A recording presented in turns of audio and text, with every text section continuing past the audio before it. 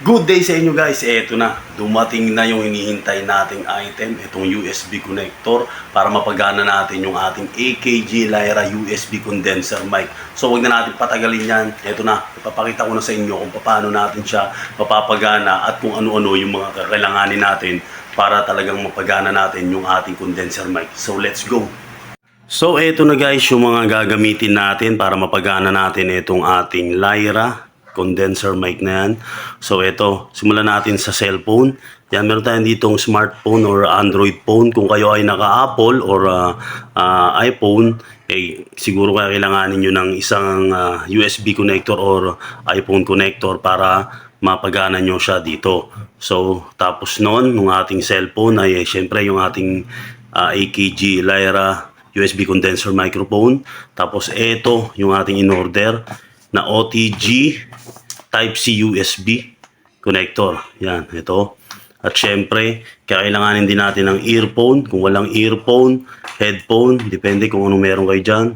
Sakali magkakaroon kayo ng ganito in the future, yun yung mga kailanganin natin. Tapos isang yan, USB Type-C na cord kung naka Type-C yung inyong cellphone or Android phone. Yan, kailanganin natin ito.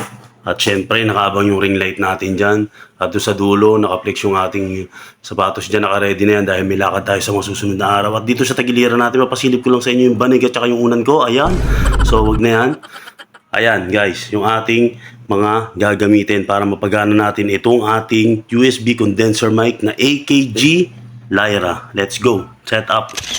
Pero bago tayo mag-setup guys, ipapakita ko lang muna sa inyo yung function at mga features nitong AKG Lyra natin.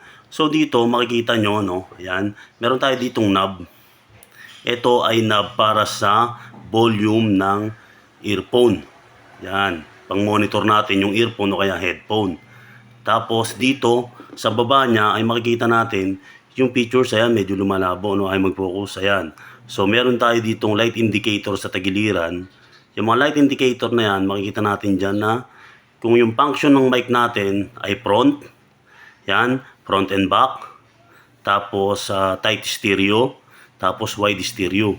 Tapos dito ay mayroong mute o yan yung pinaka-button para hindi mo maririnig na yung function nitong mic. Tapos sa likod niyan guys, sa likod lang natin, yung pinaka knob naman para doon sa features niya sa iba sa harap na yan, ayaw mag-focus yan. So dito yung microphone function niya, kapag gusto nating front, pipihitin lang natin yan ng ganon. Tapos susunod yung front and back, yan. Tapos wide, tight stereo, tapos wide stereo, yan, malapat. Tapos pagkatapos naman nun, itong nasa baba naman na knob, yan, ito yung gain, kung gaano kalakas or yung volume ng mic mo na papasok dun sa earphone mo. So ito yan. Yan ay sasagad yan. So yan yung pinaka function and features niya. Tapos dito naman sa kanyang ilalim, yan, sa ilalim naman, yan, dito natin i-insert yung ating mga connector. Dito sa Type-C. Tapos ito naman yung para sa earphone. Yan, yung 3.5mm na jack ang kakailanganin natin dito para makapagpasok tayo ng earphone o kaya ng headphone. So ayan yung features niya at ayan yung kanyang itsura, napaka-classic. At ito na, isi-setup na natin siya ngayon guys. Ito na ngayon guys, magse-setup na tayo. Bali itong cellphone na nagre-record yung gagamitin natin para malaman natin kung talagang gumagana yung ating AKG Lyra na to. So ganito ngayon, unahin natin itong buksan muna para mailabas natin itong OTG connector natin na to na bago. Yan, medyo matigas yung kanyang lock. Okay. Then after nito, kakailanganin na natin to. So ito ngayon, yung pinaka Type-C cable na to ay i-connect natin dito. So yan. Oh, baliktad. Yan. Dahil connected na siya, okay na yan. Abang lang muna natin yan dyan. Tapos, etong dulo nito, yan. Etong dulo naman, ay i-insert naman natin na dito. Yan. So, dito ngayon siya sa ilalim na to. Yan, i-ready lang natin yan. Yan, okay na. At dahil naka-insert na siya, okay na yan. Click lang muna natin ng ganyan. Tapos, etong earphone, ito naman yung susunod natin. So, igaganon lang ulit natin, no? Tataas lang natin ulit siya. So, itong earphone natin, i-ready na natin. Yan, okay. Tapos, ganun lang ulit natin. At may binalik ko agad, ano? Ano ko rin pala. Tapos yan. So, connected na yung earphone natin at yung ating, itong ating USB Type-C cord. So, ayan na. So, dahil okay na yan, guys. So, eto ngayon, i-connecta na natin to dito sa cellphone na nagre-record ngayon. So, ganito ngayon. Ililipat natin ito dito sa ating harapan. Dito sa front natin. Dito banda. Diyan. Diyan sa harap natin dyan. Para i-record na natin ng maayos ito or ma-connect na natin ito ng maayos at malaman na natin kung gumagana talaga itong ating condenser microphone. So, let's go. So, ito na ngayon guys yung setup natin. Nandiyan na yung cellphone sa harap natin at ito na yung ating condenser microphone pero hindi pa ito naka-insert dyan. So, unahin natin ilagay yung earphone sa tenga natin para monitor na natin kung maririnig natin yung boses natin mamaya once na in-insert na natin ito dyan sa cellphone. Yan. So, i-connect na ngayon natin itong ating condenser microphone dyan sa ating cellphone. Siguro panandali ang mawawala yung aking audio, no? Hindi natin sigurado. Pero ito na, insert ko na. Ayan, 1, 2, 3.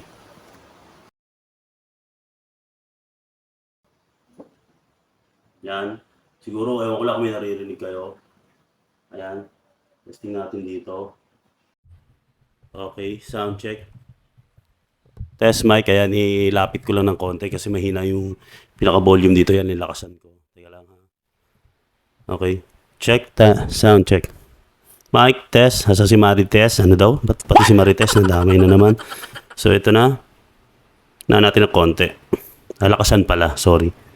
Tapos, ayan, kung mapapansin nyo, sana nakikita, no?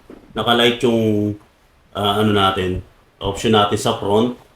Yan, front mic. So, itong harap na to yung gumagana. Ayan, sound check. Test mic. AKG Lyra condenser microphone. Check sounds. Okay, tapos ibaba lang natin ng konti. Ayan, medyo maingay din yung naririnig ko kasi may electric pan ako rito. Bagay na bagay ito sa mga soundproof na kwarto, mga studio type, na kwarto na talagang walang lumalabas na sounds or wala kayong maririnig na ibang sounds na nanggagaling sa labas. Yung mas okay na okay magamit itong ganitong microphone. Ayan, nung nakaraan ba sinabi ko na okay ito pang live streaming, podcasting, tapos yung maritising na hindi pwede mo wala yan. So pag pinindot natin itong mute,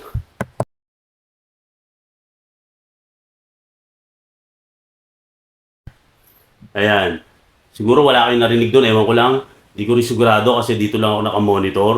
Yung pinindot natin yung mute, pero ngayon meron na naman. So pag nilipat naman natin yung option natin sa front and back, bali dalawang part ng mic yung gagana. Itong nasa front, tapos itong nasa back. So i-switch lang natin. So bali ganito lang. Yan. Naka front and back na tayo at medyo ang lakas. Ang sakit sa tenga dahil nasasagap ko na yung iba pang naririnig dito sa surroundings natin, sa paligid natin. Nakaka-capture nito, sobrang lakas ng microphone na to. Sound check, ayan o. Pag nilalapit ko, mas lalong klaro at naririnig yung boses ko ng malakas. So, i-ano naman natin sa tight stereo. Yan. Ay, hindi pala yan. Ito pala. Ayan, naka-tight stereo tayo. Yan. Sound check. Check, mic test. Yan. Test, mic. Mic test. Nasa si mic at nasa si test. Ayan. So, okay din naman.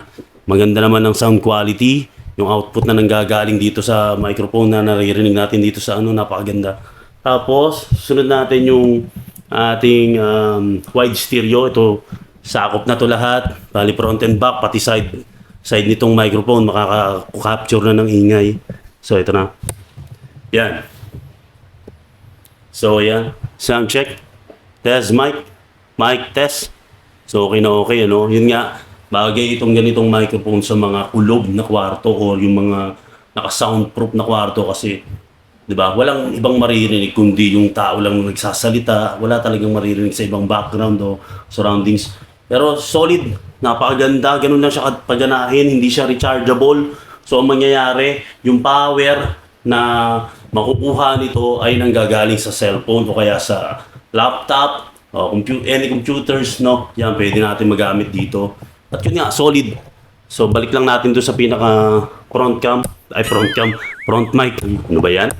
Naka front cam yung cellphone natin, tapos ito naka front mic yan. So yan, ganyan. Tapos pag palalakasan lang natin siya, mabigat kasi, palalakasan lang natin, ito lang gain sa baba. Yan, napakalakas na yan. Medyo masakit na sa tenga. So yan, ganyan lang. Tapos ito sa earphone, palalakasan lang natin kapag gusto nating malakas yung monitor natin. Pwede rin magsalpak dito ng ng speaker kung hindi ka masyadong sanay at nasasaktan yung tenga mo. Salpak ka ng ng speaker, kahit anong speaker na maliit yung mga Bluetooth speaker, basta meron kang auxiliary or nalalagyan siya ng ganitong wire. Yung parehas na 3.5 mm yung dulo, auxiliary jack. Tapos insert mo lang din dito sa may pang earphone. Tapos ito naman kabilang dulo, sa magkabilaan niya, insert mo itong kabilang dulo. Tapos yung kabilang dulo naman, insert mo sa speaker mo na may nakasulat na AUX. Doon mo siya input, tapos yun na yun. Mapapagana mo na siya. So, ito yun. Ito na yung ating USB condenser microphone na AKG Lyra, at soon ay magagamit natin ito sa mga upcoming live or premiere or kung ano man. Basta yun. So, yan na muna ngayon guys, no? Magkita-kita again tayo next time. At kung kailan man yan, hindi ko po alam. Peace out. Hustle hard, hustle every single day. I'll be making moves till I'm buried in my grave.